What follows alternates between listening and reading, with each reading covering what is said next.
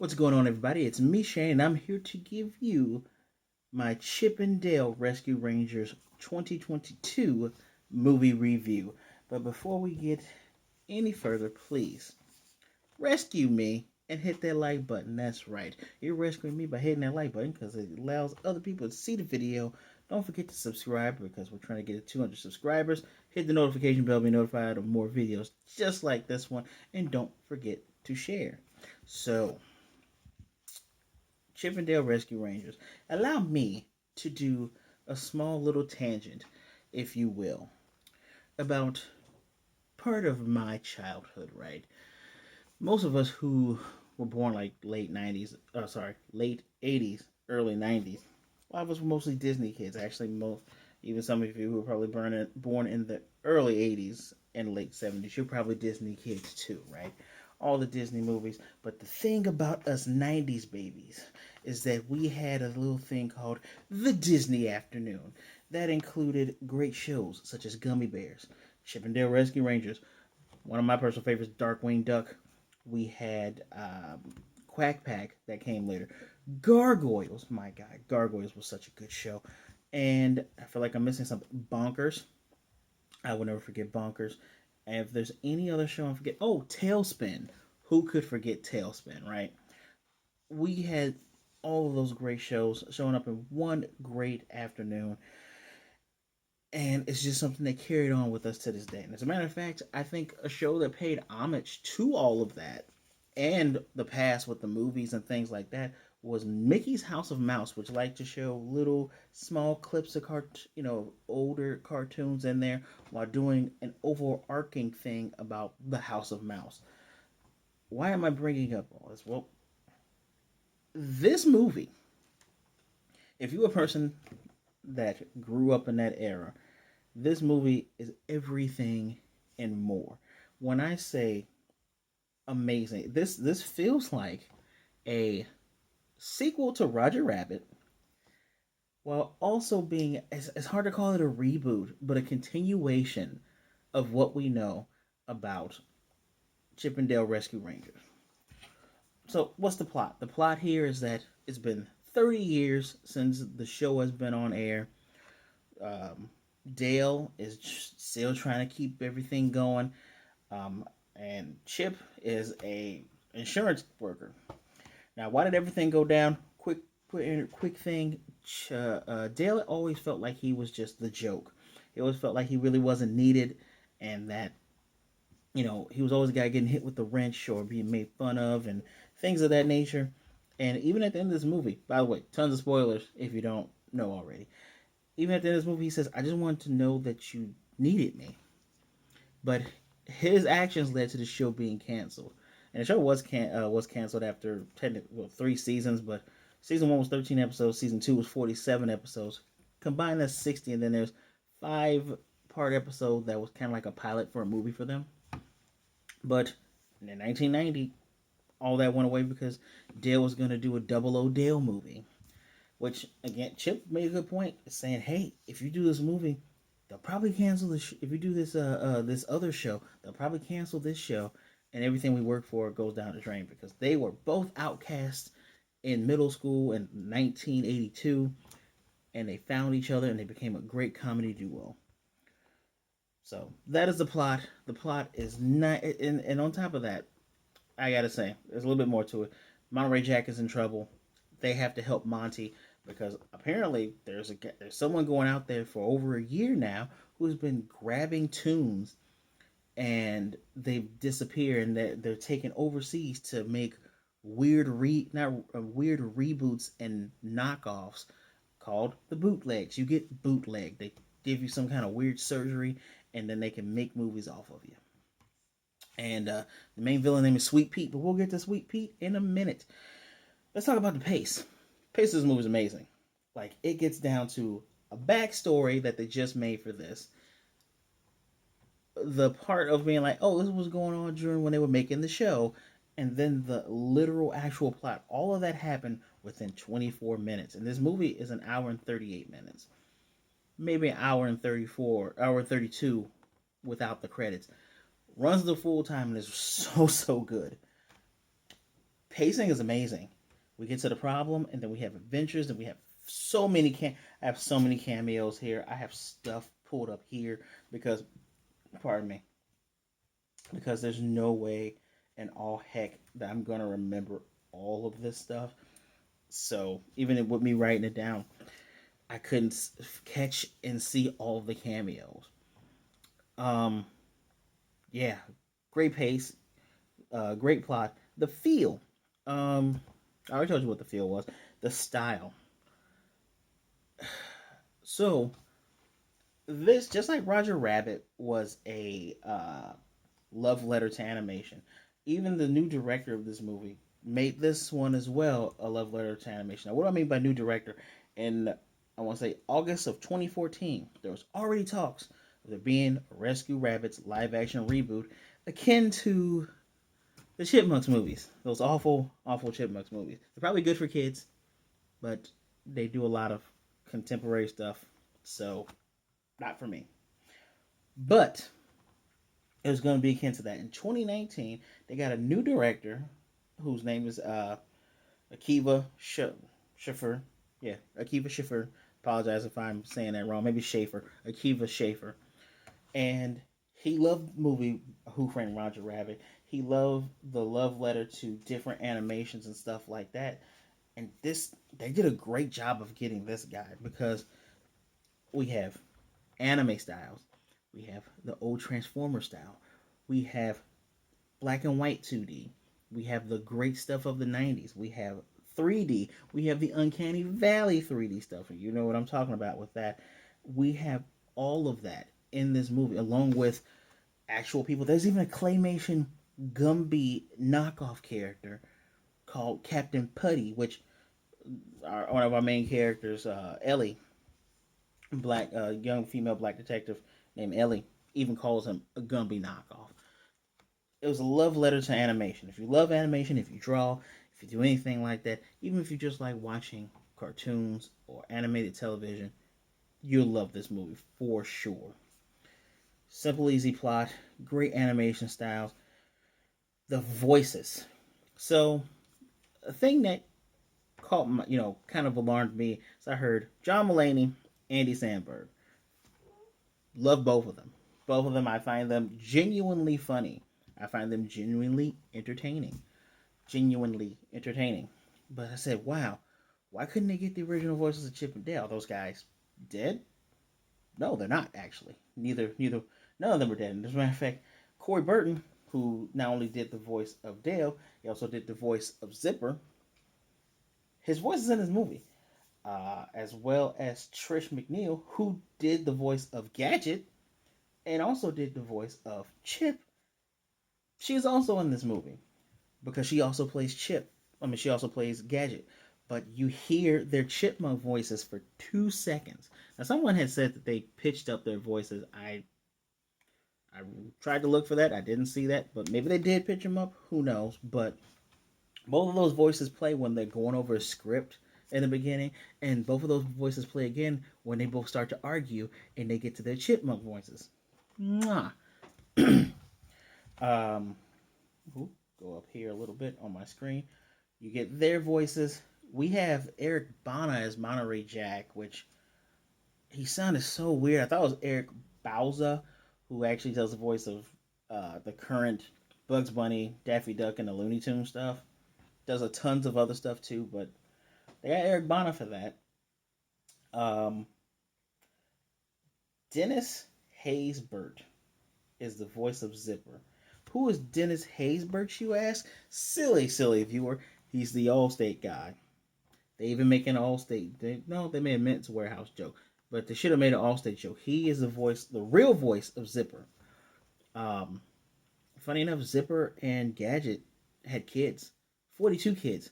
Half of them mice and half of them flies, and some of them tiny and some of them the same size as the mice would be. I don't understand how genes work in the world where toons are alive and people are alive at the same time.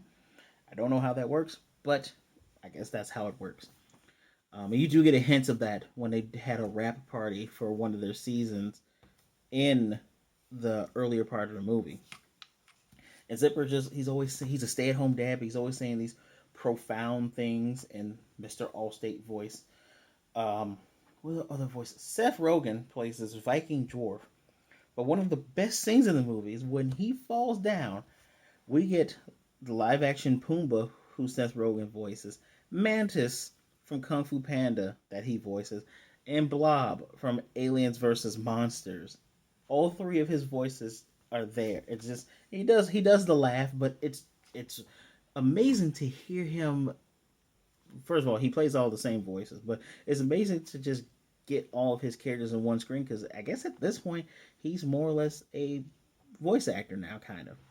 Will Arnett, who is also an actor slash voice actor slash comedian, he is the voice of Sweet Pete. Who is Sweet Pete? I've said this name twice. Sweet Pete is literally Peter Pan. Peter Pan grew up. People were like, you're supposed to be the boy that never ages, and he started to make bootleg movies because something had gone wrong in his career and he felt discarded. So that's when he started recruiting others to be those in those bootleg movies. Where's we have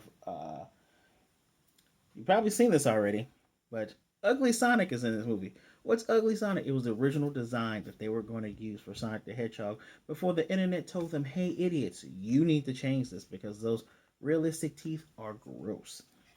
And that's actually a thing that Chip and Dale stare at his realistic teeth, and actually he ends up biting his own tongue in there. You think he's a big liar, but he actually works with the FBI in this movie. Weird, right? Where am I? Chris Parnell plays Dale's agent, who didn't want anything to do with him until he saw him on the news. But of course, we're going after these cameos. There's also a polar bear that I think is supposed to be the Coca-Cola bear. I'm not 100% sure, but I think that's who he's supposed to be. Apparently, Baloo. He's CGI Baloo from the Jungle Book live action. But apparently, he's supposed to be the same Baloo that was from Tailspin, but he just had the CGI surgery like Dale. The way I appreciate how they did the animation style because Dale is this CGI realistic chipmunk, not totally realistic, but very cartoony in style. He looks great, but you get used to it as he stands next to a shell shaded Chip, and actually all the other Rescue Rangers are cell shaded as well. But it's rather interesting that it still works, and I think it works because they did it in the style of Roger Rabbit, where if you remember the original Roger Rabbit, everybody was still in their same styles. No, you don't see Bugs or Daffy. There's a Daffy. No, there's a Donald Duck reference, but it's. I'm not really done with some of these cameos and references. So I mentioned Jim Cummings. He is in here, and he is the very last line of this movie, which made me tear up because my favorite growing up was Darkwing Duck. And after the Rescue Rangers solve the case in real life, they all get back together. They do a reboot, and they're being introduced on stage. And Jim Cummings as Darkwing Duck goes, "Boo! We want Darkwing Duck. That's what the fans really want."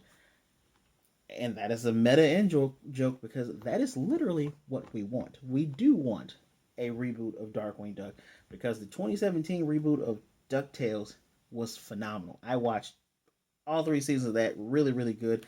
They even had a Darkwing Duck tie-in. They had a Rescue Rangers tie-in as well. They don't speak, but they were literally lab mice and a fly. Really, really good. I don't know how lab mice work in a world full of anthropomorphic animals, but I guess it does, right? Not only that, apparently Shredder was in here. I missed that. He is the voice of Pete. That is Goofy's Pete. Pete shows up in this movie. We have Flounder who shows up in this movie. His original voice is in here. Tigra, a Marvel character. Gotta look up Tigra. She's part of West Coast Avengers. She had a short little fling with Ant-Man for a little bit. She was in Avengers Academy. Deep cut Marvel character. What if this means that they're actually going to do something with her? That's interesting. Or maybe that was the one character they said, well, we got to throw somebody in here from Marvel, right? It's Disney. Pretty cool deep cut. Guys, He-Man and Skeletor shows up in here, and it is Mr. Alan Oppenheimer, who did both of their voices and reprises both of those voices. Yeah, you have knockoff Winnie the Pooh, but it's still Jim Cummings voices Winnie the Pooh and Tigger. Paula Abdul, do you guys remember Opposites Attract? I've been playing that song for like 2 weeks straight. Opposites Attract with MC Scat Cat. They show up in the beginning of this movie. There's a digitally de-aged Paula Abdul. I'm telling you, this movie may be something you can show to your kids, but it's definitely for people our age. Detective Forrest from Big Mouth is in here. I knew I recognized the art style, but I didn't recognize the character. Toby Turtle from Robin Hood, who had the body of a Ninja Turtle. I was looking for a Ninja Turtle reference this whole movie, and I missed that. Zazu has Toucan Sam's beak. There's a Woody Woodpecker with Casper torso. There's a Samurai Jack that's a cat. There is Ghost Bambi. And just some of the movie references that they made up to. By the way, Blaster, who is technically the Autobot version of Soundwave, one of my favorite Decepticons, he's in this movie as well. As a matter of fact, when we see Franken Pete, because he ends up becoming the Frankenstein thing, he has Zurg cape from Buzz Lightyear. Wreck-It Ralph's arm has a cat head, the Disney cat head, from the late 80s, early 90s animation style. Even Fat Cat's head. It looks like Fat Cat from Rescue Rangers. And there's even he has a Transformer leg from the Michael Bay Transformers, and he has Woody from Toy Story's leg. That's a lot of deep cuts there. Um, who else is in here? There's a frog version from top. The Princess and the Frog showed up in here. You have a gummy bear. I think he's Papa Gummy Bear. I don't remember his exact name, but he shows up in this movie. But one of the crazy things are some of the advertisements. Johnny Bravo had an advertisement. Apparently, Doug and Porkchop from Doug, they're lawyers. Butthead from Beavis and Butthead is running for senator. There is Chun-Li, Squidward, and Yogi Bear all have stars on the on the Star Walk, the Walk of Fame. There's a Mr. Doubtfire with Meryl Streep. Paul Rudd shows up in this movie as Paul Rudd. Apparently, he was gonna do a movie called Aunt Man. That joke shows up again later. Vin Diesel's in here because he's in the Rescue Rangers reboot. They made a joke about there being Fast and the Furious babies. That's probably where they're going to take that franchise next. And there's a movie poster for Batman versus E.T. And we even get a little bit of that movie shown. And it's funny because it is the DCEU cinematic Batman with the suit and everything from Batman v Superman. I don't even know. I don't know who made these connections. Said we gotta be able to get all of these people and all these characters, but whoever did that did a great job. Another one of my favorite things. I had to take a screenshot of this. If I can go back, Disney. I need you to make this real. During the aircraft, they have a thing called Disney Afternoon Fight. Seriously, with like all the Rescue Rangers, Goof Troop was in it. I knew I forgot a movie show. Goof Troop was in Disney Afternoon. Even the Aladdin show. You have the Gummy Bears. You got Goliath there. Darkwing Duck. I don't recognize that dog. Max. Just Bonkers also showed up in here too. He was in this movie as one of the cartoons that had been kidnapped. Apparently, Peppa Pig was kidnapped. Well, you get a lot of name drops. Some of these characters you couldn't see, but I'm still surprised that in a Disney film, we got to see DCEU Batman. Apparently, there was a Ghostbusters reference. I missed it. I'm going to end up watching this movie a bunch of times. That is how good this movie is. There is Simpsons reference with knockoff Simpsons. They own it, so they can do it. Is there anything else in? There was a Full House. Full House is owned by Warner Entertainment, mind you. When Chip and Dale went to Hollywood, they did little background roles in Full House. You get to see John Stamos and like whichever one of the Olsen twins was in that episode. They were in there, just phenomenal. There was My Little Pony as well, courtesy of Hasbro. And when I say My Little Pony, I'm literally the ponies, not the old '80s ones, the actual ponies from the current to 2010s era. They were in it. They didn't have any speaking lines, but that definitely still counts. Um, yeah, guys. Alvin and Chipmunks did make an appearance. There was actually a joke where Sweet Pete even says, "Hey, yo, I preferred Alvin and Chipmunks over you guys," and that was a butt joke as well. Um, there was a couple butt jokes in here too, and you kind of ignore them because the rest of the movie is really good. Yeah, there's two butt jokes in this movie, and it didn't affect it at all. And it's interesting that I spent like the last 2 to 3 minutes on here telling you about these cameos because these things are great. Um, I feel bad that I forget her name. The young lady, I think her name is Kiki, not Kiki Palmer. Uh, young lady who plays the detective Ellie has a big part in here. Where are you at?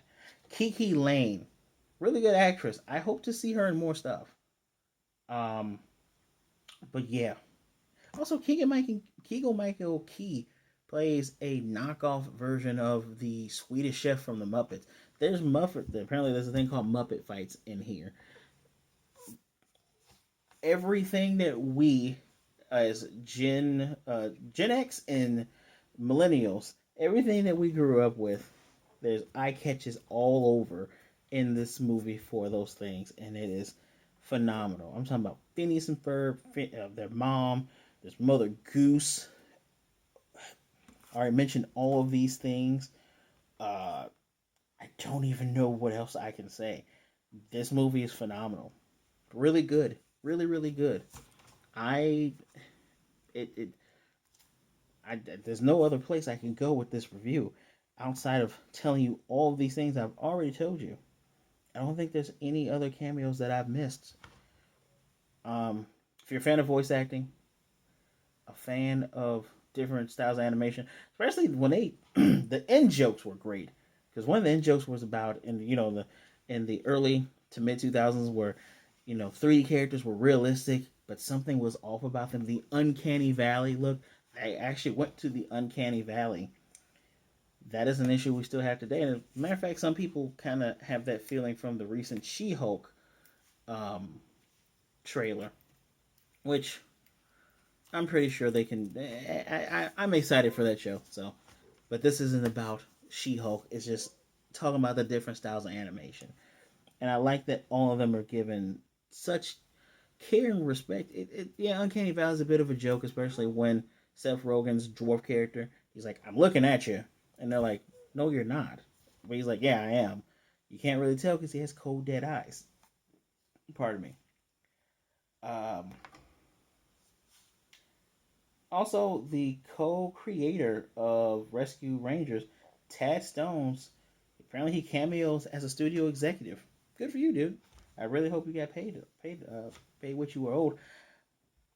David Tennant, who is the new voice of Scrooge McDuck, reprises his role as Scrooge McDuck, who's swimming in a bin of money.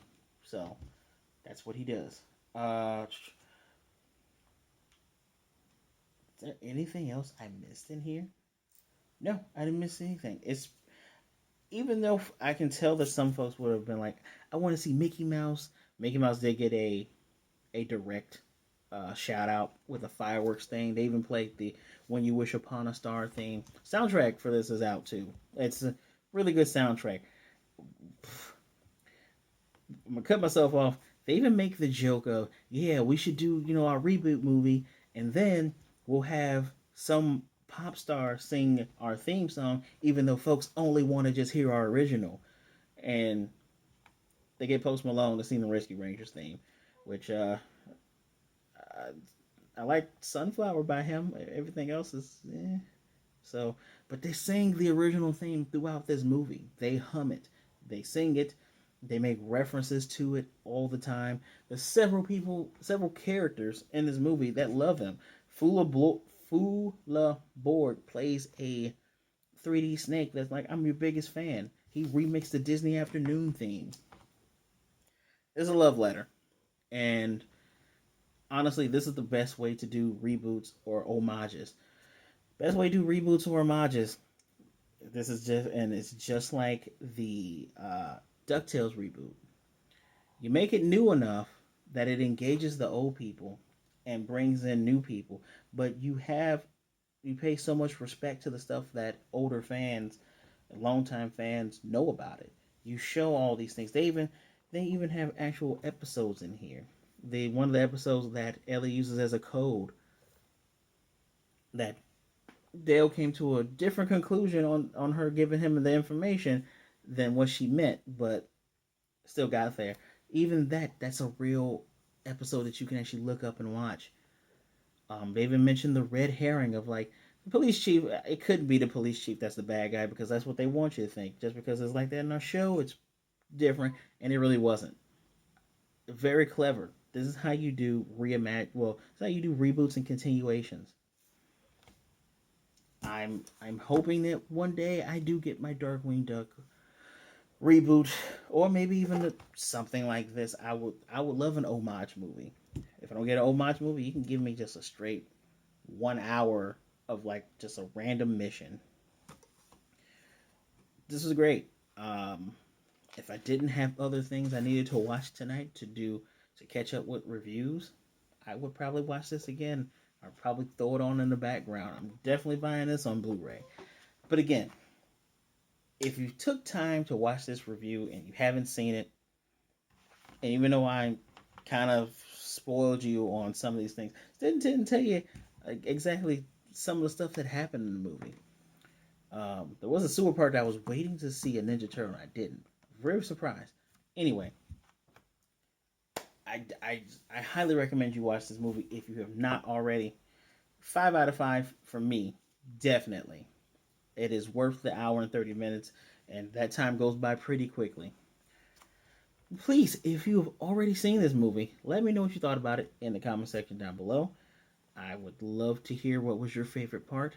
Um, I'm going to backtrack a tiny bit. One of the things I do like about this movie is that while we can initially go, yeah, it's Dale's fault for everything happening, it isn't treated that way. And I like that Chip isn't. Oh, Chip was always a jerk in the show, in my opinion. He was a big time jerk most of the time. But he's not played up to be a jerk. He's a guy who had actual feelings, who cared about the work they were on. Him and Dale, they loved each other. They cared about each other. He felt betrayed, and Dale just wanted to know that he needed him. And I like their reconciling matters. Even the 2 times when Chip thought that Dale was dead. There's messages in this show, and one of them is sometimes you gotta let stuff go. Sometimes, and a lot of times you cannot be bogged down by the past. Let the past go so you can move forward into the future and be the person that you can be. I love that message. As always, thank you for taking some time out to spend some time with me. Give me a like. I need that comment from you guys as well, but I also need to subscribe. Hit that notification bell to be notified of more videos just like this. And as always, share the video. Guys, be good, be blessed. Wash your hands, wear a mask. I know I'm going to be wearing a mask this weekend. I am going to a convention for the first time in 2 years. Whew. So, you be safe. It's getting crazy out there. Be good to yourself. Be good to others. Either way it goes, please don't be a jerk. And I will most definitely see you guys next time.